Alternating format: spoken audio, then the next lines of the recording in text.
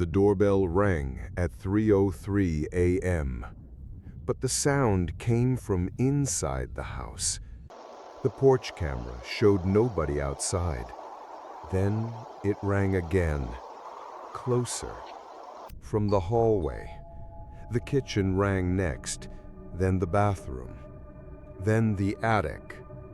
When I opened the attic door, there was no doorbell, only a black button growing out of the wood. It pulsed like a heartbeat. I pressed it once. Every house on the street lit up, and from inside every wall, something answered.